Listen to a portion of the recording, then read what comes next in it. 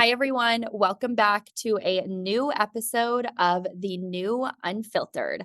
Before I get into this week's guest, which has created one of my favorite products that I eat by the spoonful, that is probably not the healthiest for me, but it is something that is kind of my Sunday night ritual. I wanted to remind you that there is a Be Fearless Summit coming up in April 27th in New York City. Head to the show notes for The New Unfiltered and you can RSVP and apply to come. There are entrepreneurs, there are executives, there is coffee and food and incredible networking. So can't wait to see many of you there.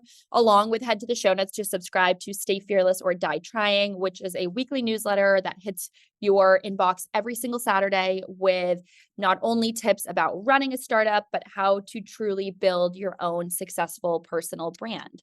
So like I said, this week's founder is the founder and CEO of one of my favorite Sunday/Saturday/Friday and Thursday food brands, Eileen Gannon. She is the founder and CEO of Sunday Night Foods. Now, I first came across Sunday Night Foods at a little cheese shop in, I think it was Madison or Old Lyme, Connecticut. I was home for the holidays with my dad and at this cheese shop, which I love just that vibe. Anytime I go into a cheese shop or a wine shop, it just makes me want to live in France and spend all day in that kind of a store. But there was one aisle that had all of the desserts and the treats. And number one, was really infatuated with the packaging. I loved that there was like a blue logo and it just had this really creamy chocolate looking item on the inside. And then when I actually looked at the product and picked it up, I realized that one of the highlights of Sunday Night Foods is that this particular line isn't filled with tons of crap like cane sugar and all of the type of stuff that you see in a lot of these more mainstream brands. So I've got Eileen here to talk about her story and why entrepreneurship just isn't always that glamorous. So Eileen, thank you so much for joining the show today. Well, thank you. I'm very happy to be here. And I loved hearing how you found us. It's true. We have a wonderful cheese shop there that is one of our very first customers, and we love being there. You won more than 600 awards in baking and cooking competitions. So this is something, the world of food and CPG, this is something that you've been in for quite some time. At what point along your journey here did you realize you wanted to create a food company? Yeah. Well, I probably like a lot of your listeners, I always had big ideas, but I was practical and went to work, right? So I I worked in various different regions. I spent my 20s working at nonprofits. Then I spent nearly 15 years at Morgan Stanley. And then I spent another 8 years in software. And so through all of that, my passion was food. My hobby was food, but my profession was finance and corporate communications and investor relations. And so I never married those two until I retired in 2020. And I turned 55. And why I retired at 55 is ever since I was a kid, I decided that I wanted to retire at 55 and do something for myself. So when I finally got around to 55, I realized I didn't really want to retire. I wanted to retire from working for someone else. So I had an exit plan. And meanwhile, I had been working on this chocolate sauce to commercialize it since 2018. So about 3 years of product development at home. And I had every coworker and every friend test hundreds and hundreds of versions of it because I was going to commit to using the finest pure ingredients I could find. Which includes, I use Guittard chocolate and Calibo chocolate and cocoa, which is mostly just used by chefs and really, discerning home cooks. So I used a very high quality chocolate. And I knew I wanted to create something that was shelf stable, meaning it could sit on a pantry, but it would not have preservatives in it. And it would not have artificial ingredients in it. And that takes a long time to craft that mix. There's a reason why brands use those because they're easy, right? I also don't use corn syrup, and corn syrup is found in almost every product in my category except for mine.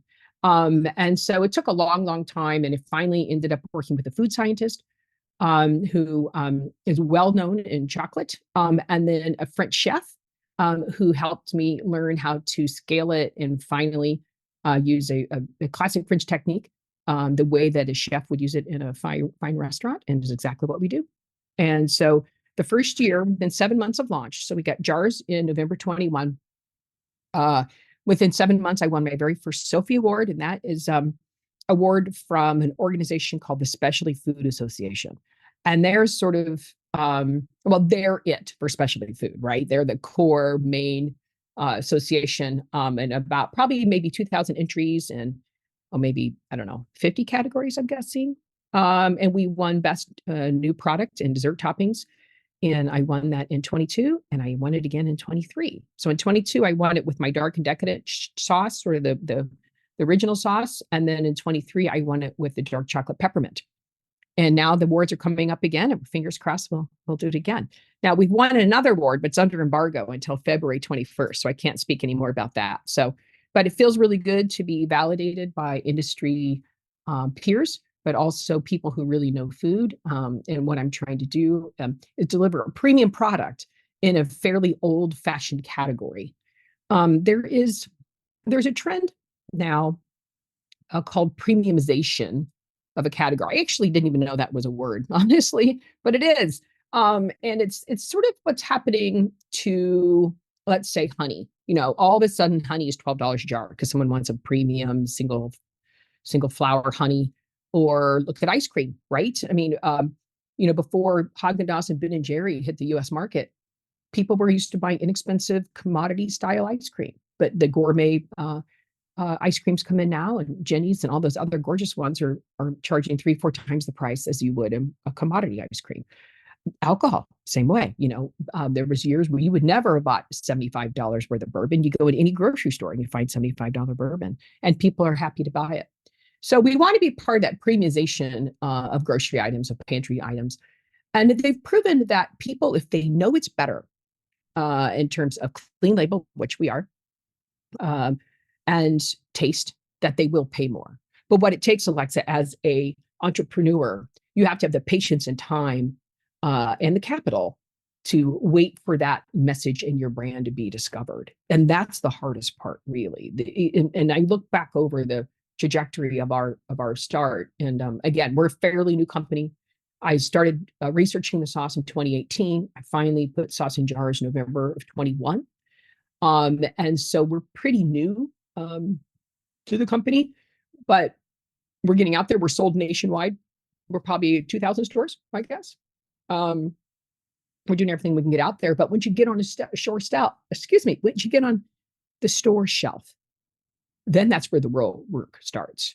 Because, I'm so excited that you found our sauce and you loved it. That's the happiest story I've heard, because that's exactly what we want people to do.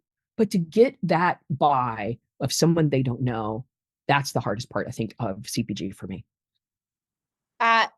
When you were working at Morgan Stanley, correct? Yes. And you left and you're in a totally different space. Now, most founders, especially those who worked these corporate jobs, they're very nervous of leaving that stability. How long were you working there before you were like, I'm going to take the plunge and I'm going to do it? Did you have enough in savings where you felt like, okay, if this doesn't work, I can go on or go back to Morgan Stanley? Yeah, great question. So I left Morgan Stanley in 2012, and then I went to the software firm. So at the software firm for 8 years. So I was in private wealth management in Morgan Stanley, and my clients brought me in-house to the software firm to raise their capital, build out the corp comms team, and take them public. So through that whole process, with 8 years, I learned what it takes to scale a company, because the software execs were very good at it. They'd already done a startup before. So I learned how to do a startup with them. And then by then I'd made enough of my own money that I could retire and fund my new venture. So I'd still self-fund Sunday night myself. I was lucky enough to build a career and enough wealth to be able to do that. And also the skills to understand how to scale and what it takes to start a company and grow it. But for me, honestly, to do it, I think it was blind faith, if you want the truth. I mean, I would be much more ahead financially if I'd not started the sauce company. But I was 55 and I just had this burning notion that I wanted to do something for me, something I loved, right? Something that I could create, be proud of, um, and feel like I'd done maybe one more thing. 55 was actually too young to retire, at least for my personality. And I've done that, right? I've created it and now I'm running it. And I personally love the creation process more than the running process. So I have a chief operating officer that runs the company. And I prefer to stay on the marketing, creative, innovation side, um, and the baking side of it. But how I got enough guts to do it, I think it was blind faith, if you want the truth. I had this notion. I finally had the time to do it. I had the money to do it. But did I have the knowledge to do it? That's still to be seen. I know a lot about software. I know a lot about finance. I didn't know very much at all about CPG, and I'm learning every day. I have a decent amount of founder friends, especially when I was going between Austin and LA, but most of the time in Austin, many of them in the CPG space who moved from LA to Austin post COVID and built successful startups there. So I've always been fascinated by the CPG space, but a lot of what you're saying is not new knowledge to me from what I've heard from these founder friends. Before we even got into this episode, you made a comment about entrepreneurship. Basically, it's not as glamorous as people think it is, running a successful company. I'd love for you to get into a little bit about that because we're living in a day and age where so many people are obsessed with entrepreneurship, are obsessed with the idea of influencing or being a founder or raising millions of dollars. And I don't think they are aware or understand at all that even the experience of raising money is not something that's glamorous or cool, or that you're now sitting on 100 million in cash if you raise that kind of money. Yeah, it's tough. I mean, like I said before I did this, that's what I did for the software firm. I raised their Series B and C um, equity, and then the team and I worked together with a great team, great CFO, great chief legal officer, and I managed the IPO. So it was a really great experience, but it's also heartbreaking because just like if you go in and like I remember Sarah Blakely, her I origin love story her. when she did Spanx. She talks about when she'd get no, she'd go to the car and start crying, right? She was very open about that, how you go into a buyer, they turn you down, and you take it so personally, you want to cry. I think a lot of founders can relate to that, right?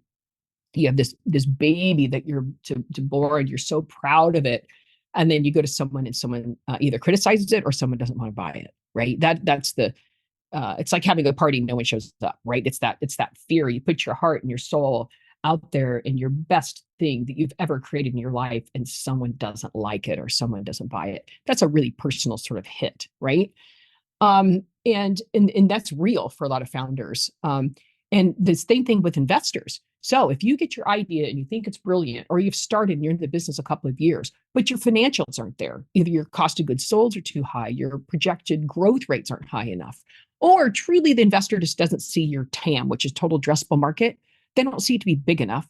And then they don't believe that you can take it. You can be part of that um, business. You may have a $24 billion business, the chocolate business, $24 billion a year, right? How much do you think I can get of that? And so you would go to investors and say, okay, here's my plan to get, I don't know, 0.1% of it, or whatever you think your notion you could get of it, and how you can be part of it. So selling yourself to an investor is probably one of the hardest things you can do. It's easier to get someone to buy your sauce than to say, hey, invest in me and trust me that I'm not going to lose your money, and trust me that I can have a return on your capital in some reasonable amount of time without taking undue risk. And so if people are thinking they have a great idea and they're just going to get investors, they might get a little seed capital, maybe from a pitch contest or something like that, or maybe help, maybe a manufacturing startup like a co-working kind of thing, and incubators are out there. But many of them fail, and there's two reasons why. One, they might have not had the experience enough yet. Great idea. You see most successful people have had failures in their past, and they talk about it. It's very normal. Rarely does someone just go out and have immediate success and they never look back, right? That's, as you well know, that's just almost a folly. So you usually learn from your failures or their life experiences. So I think that prepares you a bit for the disappointments that will come, because they will. No entrepreneur has a straight up. I don't know if you read the story about the founder of NVIDIA, the chip maker. If you've seen the story, it's $1 trillion company, and he said, "I'd never do it again." And if he looks at if it's not a great story, you should read it. But he talks about how the sacrifices and the lows sometimes are really hard to get through, right? And the highs that he has had, he looks back and says, "Gee, I don't think I'd ever have gone and done that again." And I think if you truly asked other entrepreneurs when they're finally done and said and they sold the company, would they do it again? I mean, I think you'd probably get a mixed bag. But part of it, what it is people have a great idea. The best part of entrepreneurism is dreaming about it ahead of time.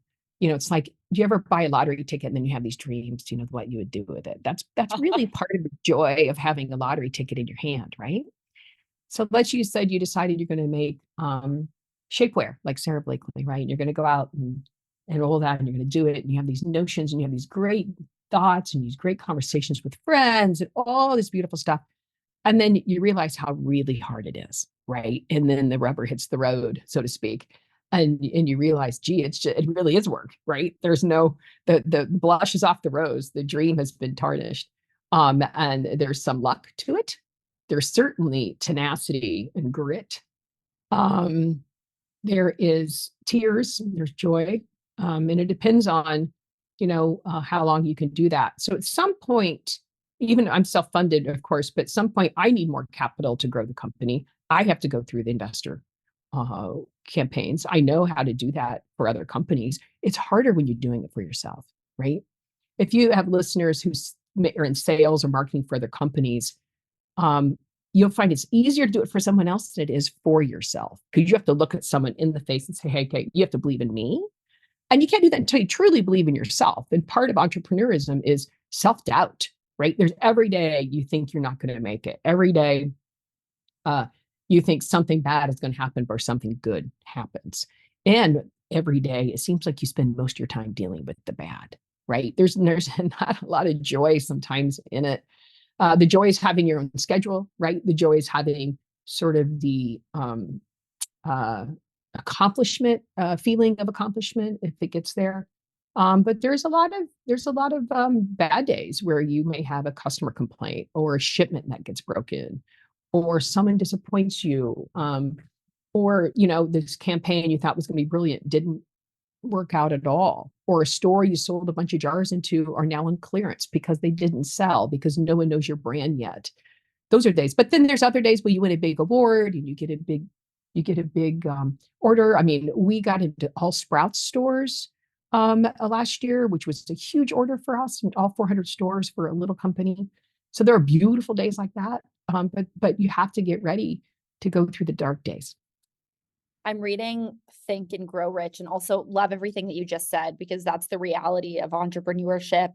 And also a lot of people go into it thinking that fundraising and wanting to sell a company is the end all be all. And I don't agree with that. And I've also, I'm 26 and I've been in this startup world, trying things out, things not working, things working out for years. And I always thought the end goal is to build a company and sell it. And I've realized that so many founders, and exactly what you're saying, are even more successful or equally successful who have self-funded and don't necessarily sell the company. But in this particular book, Think and Grow Rich, it talks a lot about most people didn't become successful before 40. Now, you started Sunday when you were 55, you said? Yeah, 55. Now, I was successful, but I was successful in other companies. Sure. So I wasn't an entrepreneur until Yeah. I was 55, right? So I was successful at Morgan Stanley and then at a software company called Workiva. And that's where I built my wealth and my experience and understanding to, simply have the guts to become an entrepreneur. But yeah, I didn't start my own company till I was 55. It's true. Was that because you thought you wanted to save up money and be able to self-fund a potential company in the future? Or was that because you didn't have the idea yet? I think it was fear of failure, if you want the truth, because it's safe inside corporate America, right? I mean, it's safer. You don't risk as much. You certainly don't risk your name as much. When you become a founder, you risk your name, right? Your likeness, everything you know about you. If you fail, it will be publicly known, right? If you fail inside a company, people kind of don't know, right? So it's safer inside corporate America. It's someone else's money that you're using. You're hiring people with other people's money, not yours, right? So it's a lot safer. It's a lot less risky. But then again, there's also that risk reward factor, right? So um, there are days where you wake up and you realize you worked till midnight and you never got any credit for it, right? Or you've been working nonstop and you didn't get a raise that year, or you just didn't get the credit, or someone watch someone else get credit for it. And over time, corporates can do that to you, right? So it depends on what your risk and reward. Uh, let's see, or how about your ability to take on risk? Let me say that. And if you have an ability to take on risk and you're willing to put yourself out there, then you are the person that needs to be an entrepreneur. If you're finding yourself inside corporate America and you're angry about, someone taking credit, or you're angry about you have great ideas, but you don't see those on the other side, maybe that entrepreneurship is for you, right? Because you have that burning desire to want to make sure what you're doing is noted, but also is valued, right? So then you have to find something. Can you create something that one, no one else has, or in a different way? Will people be willing to buy it? And can you figure out a way to get the team to help you scale that? So one of the things I learned from the software companies to scale day one. So the first thing after I finished my formulations, I cold called co-manufacturers across the country and called and called and called until someone agreed to work with me. Now keep in mind, I started calling in 2020. So it took 18 months to get into jars from when I finally decided I was going to do it. So January 2020, I started calling co-manufacturers and started shooting the original photography that you see on the website now. I retired. You were shooting it, or you had a No, team? no. Worked with photographer and a food stylist, but we were starting to shoot it. Yes, not me physically. No, I happen to live in Des Moines, Iowa, which is home to Meredith Publishing. It's called Dot Dash Meredith now. And in my neighborhood lives the most brilliant food writers, food stylists, food photographers that shoot for some of the largest brands in the country, and some of the most well-known magazines in the country. And they're available on a freelance basis. So if you see our website, sundaynightfoods.com, you will see spectacular food photography and styling. Now, it's all my food, but it's in the capable hands of two amazing freelancers who do that. So I don't take credit for the photography, but I do take credit for shooting, or creating it all. So I had a freelancer and a photographer, and I got together January 2020 and shot all the original photos. One went on to win an international award for best food styling from the International Association of Culinary Professionals. And listen to this.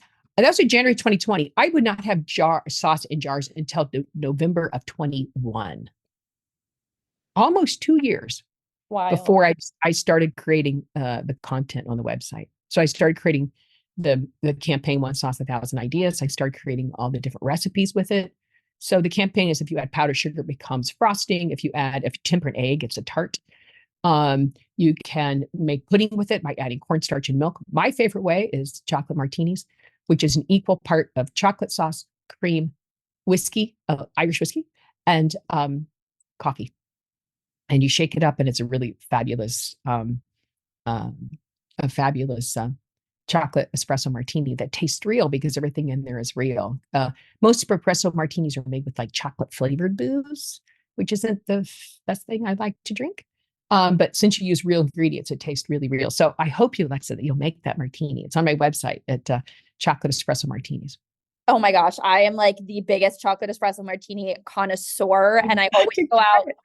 Oh my gosh, now I will. And I'm so bad with making martinis as much as I love them, because I only put in too much alcohol and I never do a proper mixer. So Eileen, I am gonna follow your recipe, but I'm really curious. So for those who are listening and work that corporate job, or perhaps actually just started, maybe they're right out of college, but they've got that entrepreneurial bug, but can't decide exactly what they want to pursue. What advice do you have for them? Like, they know they want to be an entrepreneur, they don't know what they want to do. Yeah, my advice, if you're right out of college, my advice is go work for someone else for a while. This advice I remember getting when I was an undergrad. I was a journalism major, and I went to one of my favorite professors, And I was thinking about a master's degree at the time. And she said, get out of college, go work for a while. It's the best advice I ever had. Because if I would have stayed there, I would have probably taken a different path. I wouldn't have met the people I met. I wouldn't have learned what I learned. I ended up going back and getting an MBA later, and loved it, loved doing it. But the advice was get out and do work for a while. And the advice she gave me was the same that I would give the new entrepreneur right now. And go work for somebody that you are excited about, right? If you want to do a small business, go work for a small business, right? So go learn how hard it is to wear many different hats. And I think most college graduates would be beneficial to work for small businesses or even small nonprofits, because you learn lots of different things. And because there's not that many people on staff, you get to do them, right? If you start working for a large corporation, they're going to put you in a very small job with a very limited amount of tasks, right? You might be very isolated. Like if you work in an insurance company, you may be just assigned to underwriting one kind of insurance, for instance, right? Or if you work for a finance company, you might be assigned to one analyst in one industry and only doing a certain type of analyst. Well, if you want to have a lot of different skills and you want to pick up a lot of different things in marketing and production and distribution and finance and customer service and storytelling, go work for a small business that needs all of those things because they'll be thrilled to have you. And then you can learn what it takes to scale it on your own. And so I rarely would recommend someone starts right out of college into their own entrepreneur venture, not unless they have someone else along the way, maybe a dad, an uncle, a mentor that wants to help them. But to do it all by yourself that young is just really difficult. And you never had a co-founder, correct? No. And was there a reason for that? I'm the baker, right? So it's all my recipes. It's my passion for food. I never shared that with anybody else in my life that way. By the time I mean, professionally, right? I never worked in food. So by the time I was ready to do it, it was all my idea. And I'm also a little bit of independent spirit. I'm the youngest of 14 children. Wow. 14. So yeah. So if you could call me independent, that would be a pretty good word for me. That's wild. I can't even, oh my gosh, that's a whole other podcast. I have one hat. So I can't even imagine. Let's have another. Are they all founders? No. But they're independent spirits, that's for sure. I'll tell you a little story. So my ancestors homesteaded the land. I don't even know what year. My sisters would know, but I don't know. We've been on the farm in Iowa over 150 years. I know that. Probably closer to, I don't know. I don't hold me on that. I don't know the year it was founded, but over 150 years. So my father was a farmer, but he was also very educated. So every day he'd read two newspapers. He'd read the Wall Street Journal and the Des Moines Register. And he was also an investor. So he would have all kinds of stock reports. Back then they would mail you large reports. So when you were in trouble as a kid, your punishment was to either read the front of the Wall Street Journal or one of the stock report and report back to him something you'd learned. That was part of your punishment. We all went to college. We all have different careers. Many of them are like my sister and her husband still run the farm there, and they produce gorgeous beef cattle there.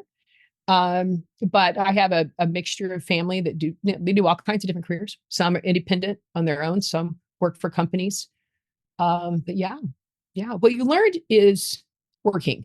So growing up in a large village, essentially, to keep that many people moving on the farm, we raised the farm and it raised us. So it was a bit of a village. We raised a lot of our own food, but we were also educated. My father had enough money that we lived well. I know that was a really beautiful thing to have because I think a lot of people with a lot of children may not have had that benefit. So I consider myself pretty fortunate that way.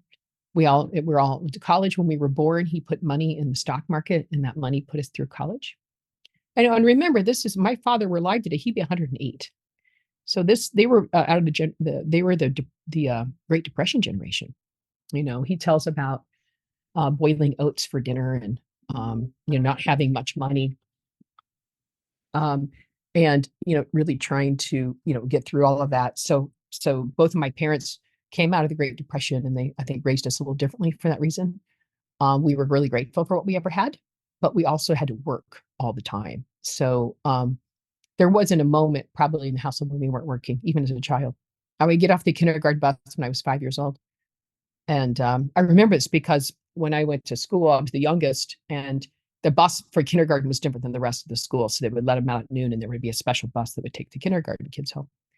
And I remember getting off the bus at 5 and having lunch at home, and then going to put my chore clothes on because we didn't have play clothes; we had chore clothes, and and then getting the cows in for milking. Now I didn't milk them; I was too young, but I remember I had assigned chores even at 5 years old, and always did. We always had assigned chores of whatever they were. We all worked on the farm, and then we worked in the house and gardened and baked and all of that. But in all of it, the happiest place usually was in the kitchen with my mother. She's the one that taught me to bake, and she's no longer living either. She was a wonderful baker, and she curated wonderful recipes. And actually, Alexis, some of my favorite recipes now are hers. My blueberry pie recipe was from my grandma McGravy, and would be 135 years old. So a lot of recipes really are just versions of what our ancestors made. If you look at the true chemistry of it, not much has changed in food, really. In terms of ratios of leavening and salt and flour and liquid dry ingredients. It's kind of all just a version of what our grandparents or great grandparents made. And so I learned to bake in my mother's kitchen because I loved being around her, and it was a form of love that we could do for each other. I love that you keep it so close to kind of home. I think that that's what a lot of founders, they're always inspired by somebody that they were raised by or a missing kind of void that they had when they were growing up. So I really appreciate that. Eileen, where can everyone find Sunday Night Foods in stores or hear more about the brand? Yeah. Well, um, we are online at sundaynightfoods.com. And we also have a store locator on our website, and we are sold nationwide. We don't sell in Europe yet. We'd like to. We did a trade mission in April in the Netherlands, and so we're looking to export to Europe. But at this moment, it is in the US. So we have our Founders Reserve line online and also in store. So we're about probably 2,000 stores nationwide: Sprouts, Citarella, Bristol Farms, Gelson's, Town and Country, Zupans, Lunds and Byerly's, Jewel Osco, hundreds of gift stores, like you found the cheese shop. Mm-hmm. But the store locator on our website is there. And if you can't find it, email us at hello@sundaynightfoods.com, and we'll get back to you. I love when founders put their email in the episode. I think it hopefully should inspire and remind you guys that successful founders didn't become successful on their own. They had mentors, they had help. And so when a founder puts their email in an episode so authentically like that, it's a reminder to you. Email her if you liked this. Maybe you want a job. Maybe you want to help her with something that you see maybe a fit for Sunday Night Foods. I've interviewed a lot of founders who have done very similar things throughout the episode, like their Instagram or saying send them a DM, a message on LinkedIn. Kim Gold comes to mind as somebody who really wanted you guys to reach out. And so I urge you to do that. I want to start talking more than I probably already do about cold calling and the power of it. I saw a photo that I guess went viral over the weekend or last week. And it's funny because I was like, wow, literally, I talk about this all day, every day. But the girl said something like, I have emailed a new person every single day for the past 4 years, and it's gotten me internships, it's gotten me jobs, da da da da. I say this all day. Everything, for the most part, I've gotten because I have introduced myself. I have cold pitched. I have cold called. Every single entrepreneur who yearns to be successful, which I think is probably the part of being an entrepreneur that most entrepreneurs go through everything for, is they want the success at the end of this journey to build something new, never stops introducing themselves to people. I'll give you a good example. Sarah Blakely, when she founded Spanx, she was notorious, I think, for going into parking lots and trying to sell Spanx to moms and women in parking lots at different grocery stores. Of course, now Sarah Blakely doesn't need to be doing that because Spanx is a household name. But think prior to it being a household name, how much she went through just to be able to stand in those parking lots and be rejected and have to deal with investors. And she never gave up. Because when you truly believe in your idea, there is no point in giving up. Failure is not an option. So I hope that that's what you take away from when a founder gives their email or says something about reaching out, because they're encouraging you to do what they did at the beginning of their career, which is how they became successful. I will be back next week for a new episode of The New Unfiltered. And if you're a founder and looking to be interviewed on this show, I'm always accepting ideas for new guests. Please send me an email. It's ac@befearlesssummit.org. You can also send it to me on a DM, but if you listen to anything that I do, you probably know I'm not the biggest fan of DMs, which is why I'm very slow to reply to them. So an email or even a LinkedIn message is ideal. I'll see you guys next week for a new episode of the show.